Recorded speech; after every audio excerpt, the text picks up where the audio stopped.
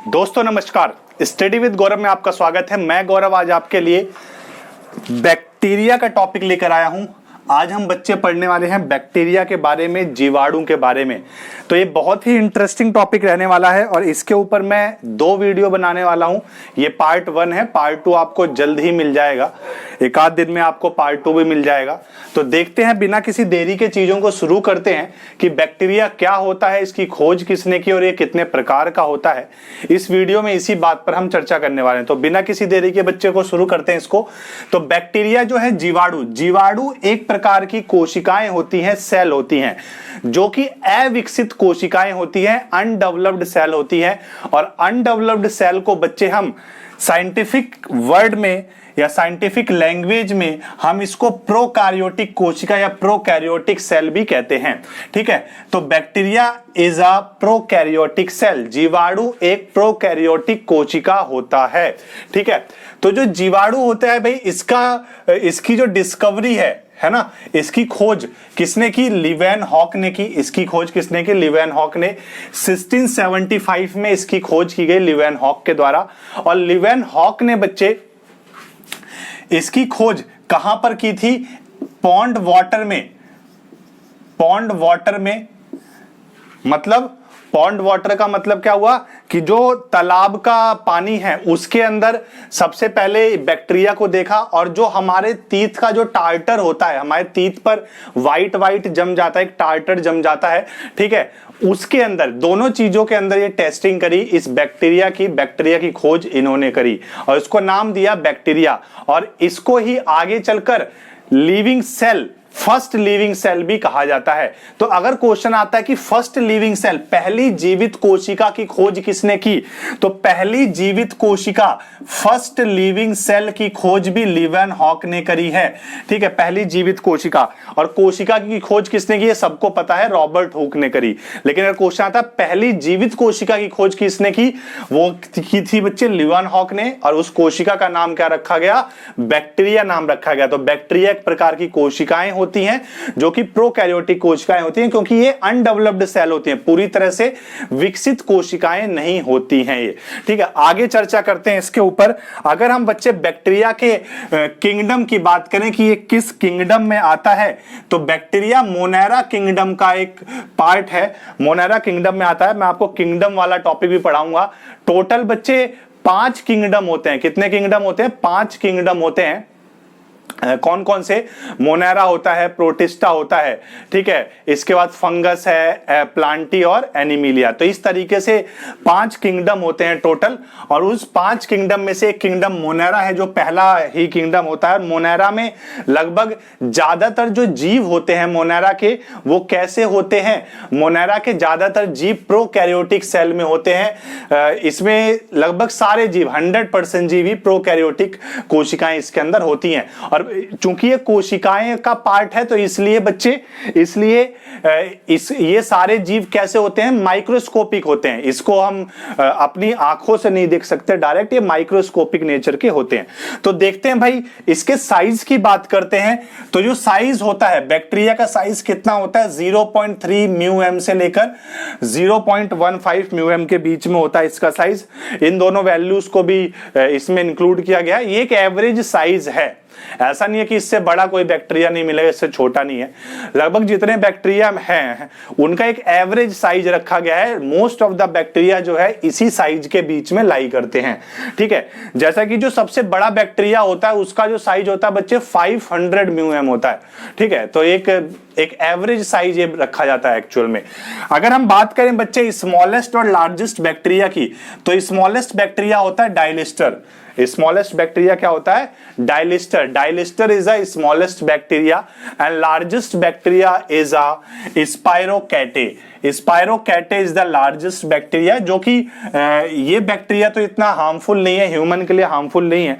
लेकिन जो largest bacteria है स्पाइरोकैटे, ये एक हार्मफुल बैक्टीरिया है, जिसकी वजह से सिफिलिस जैसी बीमारी, जो एक बैक्टीरियल सेक्सुअल डिसीज है, सिफिलिस है ना, आपने इसका नाम भी सुना होगा, नहीं भी सुना तो आप लिख सकते हैं इस चीज को।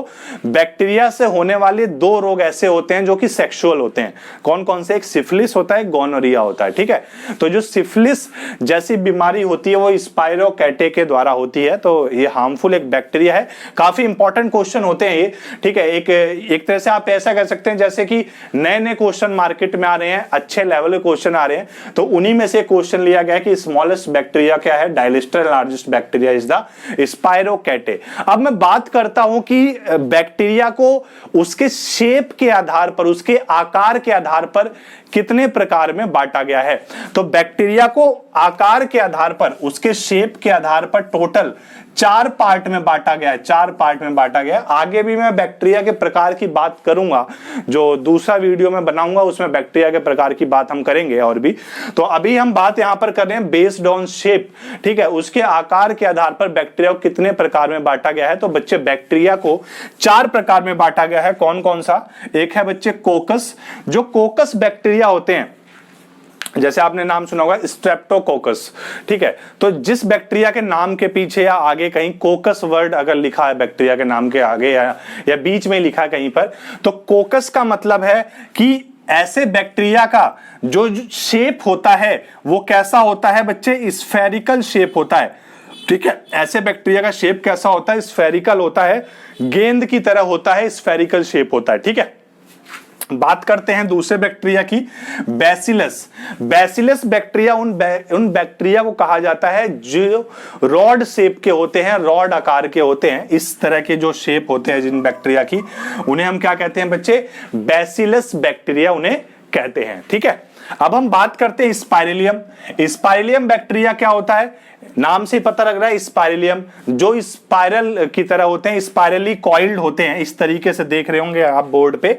ठीक है, जो इस तरीके से स्पाइरली कॉइल्ड है, ये देखो यहां पर इस तरीके से कॉइलिंग है। यहां पे ध्यान से देखो, मैं इधर बना देता हूं। ठीक है, यहां पे बना देता हूं। तो जो इस तरीके से ऐसे कॉइलिंग होते हैं, जिसके अंदर ऐसे कॉइलिंग होती है, तो उसे हम क्या कहते हैं? स्पाइरेलियम कहते हैं। और इसके अंदर स्पाइरलिंग कॉइल के साथ साथ फ्लैजलेटेड भी होते हैं। फ्लैजलेटेड का मतलब होता है कि एक इस प्रकार का रेशे नुमा अगर एक शेप है, कोई एक धागा सा निकल रहा है, जैसे कपड़ों, जैसे हम नया कपड़ा लेने जाते हैं मार्केट से या कोई कपड़े का सामान, पर्दा वगैरह, चादर वगैरह, तो उसमें धागा निकला रहता है, रेशा निकला रहता है, एक्स्ट्रा थ्रेड्स होते हैं।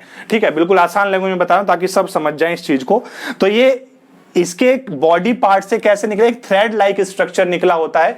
इस थ्रेड लाइक स्ट्रक्चर को बायोलॉजिकल लैंग्वेज में बच्चे फ्लैजेलम कहते हैं, फ्लैजलेटेड कहा जाता है। ठीक है, तो याद रखना इस चीज को, फ्लैजेलम। ठीक है, क्योंकि मैं बार बार इसलिए बोल रहा हूं कि फ्लैजेलम के आधार पर भी हम बैक्टीरिया को डिवाइड करेंगे। दूसरे वीडियो में आपको बताऊंगा कि फ्लैजेलम के आधार पर बैक्टीरिया कितने प्रकार के होते हैं, कैसे कैसे डिवाइडेड हैं। ठीक है, वो थोड़ा सा हाई लेवल का वीडियो रहने वाला है। बिल्कुल बेसिक चीजें मैंने बताई हैं, कोई बहुत ही हाई फाई चीजें यहां पर कुछ नहीं बताया इसमें। तो स्पाइरेलियम बैक्टीरिया क्या होते हैं? जो स्पाइरली कॉइल्ड होते हैं और उसके अंदर इस तरह से थ्रेड लाइक स्ट्रक्चर होता है, मतलब फ्लैजलेटेड होते हैं। ठीक है, तो आंसर अगर आएगा तो स्पाइरेलियम बैक्टीरिया कौन से होते हैं भाई? The bacteria which are spirally coiled and flagellated are called the spirillum bacteria. अब लास्ट बैक्टीरिया हमारे पास बचता है विब्रियो। तो जो विब्रियो बैक्टीरिया होता है वो कॉमा शेप का होता है। इस तरीके से दिख रहा होगा आपका, कॉमा शेप का बैक्टीरिया है। ठीक है, इस तरीके से ये कॉमा शेप का बैक्टीरिया अगर कोई भी है ना, मैंने ये ऊपर बना दिया हेड और यहां से फ्लैजेलम निकाल दिया आपके, तो ये इस तरीके का जो बैक्टीरिया होता है कॉमा शेप का बैक्टीरिया, उसे हम विब्रियो बैक्टीरिया कहते हैं। जो विब्रियो बैक्टीरिया उसमें कॉमा और फ्लैजेलम दोनों होता है। ठीक है, तो फ्लैजेलम स्पाइलियम और विब्रियो में कॉमन पार्ट होता है। ठीक है, तो आशा करता हूं आपको चीजें समझ में आई होंगी। बेस्ड ऑन शेप के आधार पर आपको चीजें आसानी से समझ में आई होगी। ठीक है, इसी के साथ बच्चे हम वीडियो खत्म करते हैं यहीं पर। और अगर आपको ये एफर्ट्स मेरे पसंद आ रहे हैं, क्योंकि मैं रात को 12 बजे के आसपास ये शूट कर रहा हूं ये वीडियो, तो अगर आपको मेरे एफर्ट्स पसंद आ रहे हैं तो वीडियो को लाइक करें, शेयर करें, चैनल को सब्सक्राइब जरूर करें। और अपने दोस्तों में भी जो अच्छी वीडियो आपको लगती हैं, लगभग तो मैं जितनी भी वीडियो डिलीवर करता हूं वो एग्जाम पॉइंट ऑफ व्यू से ही डिलीवर करता हूं, तो उसको शेयर वगैरह भी कर दीजिए अपने फ्रेंड्स वगैरह में, अदर ग्रुप्स में। तो तब तक के लिए बच्चे घर पर रहिए। जय हिंद, नमस्कार, जय हिंद।